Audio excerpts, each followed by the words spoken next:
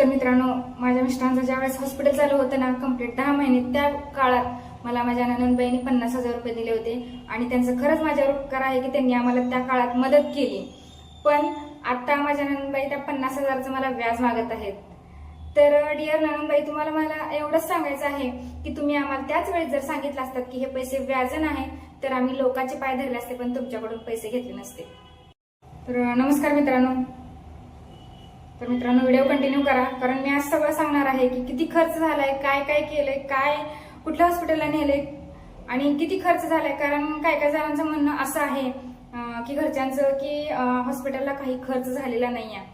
तर 10 महिन्यामध्ये, कंप्लीट 10 महिन्यामध्ये विचार करा तुम्ही, हॉस्पिटलमधून ह्या हॉस्पिटलमधून त्या हॉस्पिटलला, त्या हॉस्पिटलमधून त्या हॉस्पिटलला कंप्लीट 10 महिन्यात माझा किती खर्च झाला असेल.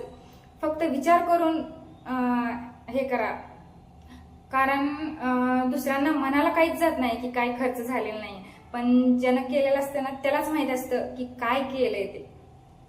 तर आपण साधं ताप आला म्हणून जरी ओपीडीला गेलं, छोट्या दवाखान्यात गेलं, तरी फक्त ताप आला म्हणून जरी गेलं तरी 500ची नोट जाते का नाही. मग मी तर कंप्लीट 10 महिने मोठे हॉस्पिटल केलेत सगळे, आणि अँब्युलन्स शिवाय माझ्या मिस्टरांना जाताच येत नव्हतं, कारण अँब्युलन्स त्यांना झोपवूनच न्यावं लागत होतं, बसताच येत नव्हतं. त्यामुळे अँब्युलन्सच लागायची कंपल्सरी, दुसऱ्या गाडीमध्ये घेऊन जाताच येत नव्हतं. मला सांगा, साध्या गाडीचा आणि अँब्युलन्सचा खर्चामध्ये काय डिफरंट आहे का नाही. आणि प्लस त्यांना हॉस्पिटलला घेऊन जावं लागत होतं सारखं, का तर त्यांना ते फॅक्टर चालू होतं, इंजेक्शन चालू होतं, इंजेक्शन अरेंजमेंट करावं लागत होती मला, आणि मग ते हॉस्पिटलमध्ये त्यांना घेऊन जायचं आठवड्यातून 3 वेळा, कारण 3 वेळा ते इंजेक्शन दिल्याशिवाय त्यांना ते कमी होत नव्हतं. मग कधी आठवड्यातून लागायचं किंवा 15 दिवसातून लागायचं, पण इंजेक्शन लागायचं आहे, कारण ते आजारच तसा होता त्यांना की इंजेक्शन घेतल्याशिवाय त्यांना ते कमी होत नव्हतं, दुखाचं कमी होत नव्हतं. आणि असं पडल्यामुळं तर त्यांना ते एक एक एक एक वाढतच चाललं होतं परत, म्हणजे पडल्यामुळं. मग या 10 महिन्यात, कंप्लीट 10 महिन्यात मला किती खर्च झाला असं सांगा तुम्ही. त्यांचं मनाला काहीच जात नाही की काही खर्च झाला नाही, पण माझ्या जीवाला आणि माझ्या मिस्टरांच्या जीवाला माहित आहे की आम्ही काय काय खर्च केलाय, काय केलंय आम्ही, हे आम्हाला माहित आहे. आणि आम्ही कोणाकडूनही पैसे घेतले नाहीत, म्हणजे पाहुणेरावळ्याकडून तर खास करून कुठल्याच पाहुण्याकडून आम्ही पैसे घेतले नाहीत. मला माझ्या सासूबाईंनी पैसे दिले, किती दिले माहिती का ह्या 10 महिन्यात. एकदा 20,000 रुपये दिले, एकदा 5,000 दिले, एकदा 4,000 दिले आणि एकदा 2,000 रुपये दिले. एवढं त्यांनी मला पैसे दिले, आणि आमच्या असल्या काळात त्यांनी आम्हाला पैसे दिले, त्यांचा उपकार मी विसरणार नाही, कारण त्यांनी आम्हाला दिलेत पैसे सासूबाईंनी. आणि त्याच वेळेस माझ्या नंदनीही मला पैसे दिले होते, 50,000 रुपये दिले होते. हॉस्पिटलमध्ये आम्हाला लागायचे होते, कम पडले होते. पण आम्ही कुठल्याही ह्याच्या व्यतिरिक्त, ह्या दोघी व्यतिरिक्त बरं का, आम्ही कुठल्याही पाहुण्यारावळ्याकडे 1 रुपया मागितला नाही. आम्हाला जे काही केलंय आम्ही ते आमच्या दोघांच्या कष्टाच्या पैशावर आम्ही हॉस्पिटल केलं सगळं. आणि तरी पण आम्हाला थोडी पैशाची गरज पडली तर आम्ही बाहेरून घेतले पैसे, लोकांकडनं घेतले पैसे, पण पाहुण्यारावळ्याला कुठल्याही मागितले नाहीत. पण जे पैसे माझ्या ननंदबाईंनी मला पैसे दिले ना, 50,000 रुपये, त्या पैशाचं आता मला माझ्या ननंदबाई व्याज मागत आहे. कारण त्यांना माहित आहे की माझी परिस्थिती आता थोडी ढासळली आहे, कारण हॉस्पिटल एवढा खर्च झालाय. मग मी लगेच पैसे देऊ शकत नाही, पैसे मी देणार आहे पण लगेच देऊ शकत नाही, देते थोडं, त्यांना म्हटलं की देते. तर त्या मला काय म्हटलं माहितीये का, की ठीक आहे पण पैशाला व्याज द्यावं लागेल माझ्या. तर मला त्यांना एकच सांगायचं आहे की ननंदबाई, तुम्ही आम्हाला पैसे देताना जर तुम्ही म्हटलं असतात ना आम्हाला की हे पैसे व्याज नाहीत, तर आम्ही अजून बाहेरच्या लोकांचे पाय धरले असते, पण तुमच्याकडून पैसे घेतले नसते. पण तुम्ही त्याच वेळेस सांगायला पाहिजे होतं आम्हाला की हे पैसे मी व्याजाने देणार आहे. आम्हाला माहित नव्हतं तुम्ही व्याजवट्टा पण करता ते, पण बरं झालं तुम्ही सांगितलं का आम्हाला की पैशाला व्याज आहे म्हणून. ठीक आहे, असू द्या, जाऊ द्या. कसं असतं, वेळ असते प्रत्येकाची, आणि वेळ निघून जाते, वेळ काय राहणार नाही, माझीही निघून जाईल वेळ. तर मित्रांनो, हे माझ्या मिस्टरांचे हॉस्पिटलचे बिल आहेत सगळे. मी आजपर्यंत असा हिशोब पण करून ठेवला नव्हता की माझे एवढे पैसे गेलेत म्हणून. का करू हिशोब? कारण माझ्या नवऱ्याचा कष्टाचा आणि माझा कष्टाचा होता. गेलं तर गेलं हॉस्पिटलला, काय करायचं काही गरज नव्हती.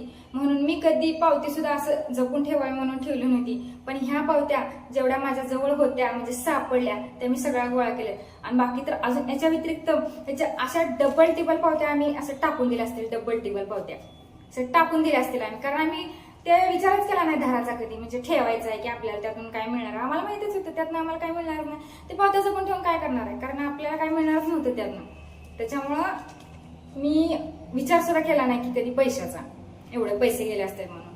पण सासूबाई, तुम्हाला वाटत असेल असं की पैसे गेले नाहीत, पण माझ्या नवऱ्याला, मला आणि आमच्या देवाला माहित आहे आमचे पैसे किती गेलेत, काय गेलेत.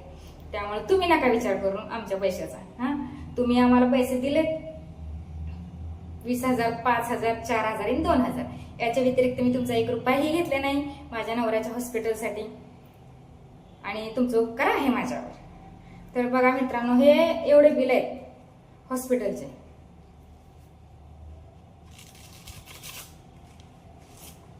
आणि हे बिल मला दाखवायची पाळी आली, माहितीये का? हे बघा, हे खूप हे भरपूर आहेत बिल माझ्याकडे. अजून शोधल्या तर अजून भरपूर निघतील. आणि माझ्या मिस्टरांनी पण काय केलं माहिती का, मी एवढं जपून ठेवले नव्हते बिल, पण त्यांनी काय केलं, सगळं व्यवस्थित स्टेपलर वगैरे मारून बिल ठेवलेत जपून त्यांनी. आणि ते मला आता त्यांची बॅग चेक करताना मला सापडले बिल. त्यांनी हॉस्पिटलमधून आल्यानंतर बेडवर झोपूनच होते, तरी सुद्धा ते सगळं चेक करत होते. तर मला म्हणजे एवढंच सांगायचं होतं की तुम्ही बिलाचा विचार करू नका. कारण मी माझ्या मिस्टरांसाठी खर्च केला, मी माझ्या नवऱ्यासाठी खर्च केलाय. आणि आतापर्यंत 12 वर्षात मी किती खर्च केला ही मला माहित आहे. तुम्ही काही जरी म्हणलं ना तरी वर बघते. त्यामुळं तुम्ही लई हे करू नका, म्हणजे डीप मध्ये जाऊ नका. कारण मला माहित आहे 12 वर्षात एक तर लग्न करताना तुम्ही मला सांगितलं नाही की असं आजार आहे म्हणून. चला ठीक आहे. सासूबाईचं म्हणणं असं झालं की आता सासूबाई असं म्हणतात की लग्न झाल्यानंतर तुला 3ऱ्या दिवशी माहित झालं होतं की असा आजार आहे, मग त्याच वेळेस सोडून द्यायचं कशाला नांदली, असं माझ्या सासूबाईचं म्हणणं आहे. बघा त्याने किती मोठ्या विचाराच्या आहेत.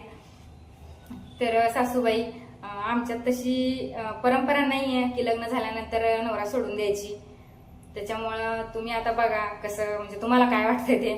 आणि सासूबाई म्हणतात की लेकरं वगैरे कोण ओळखत नाही मी. ठीक आहे, असू द्या, आमचं हक्काचा माणूस गेलं.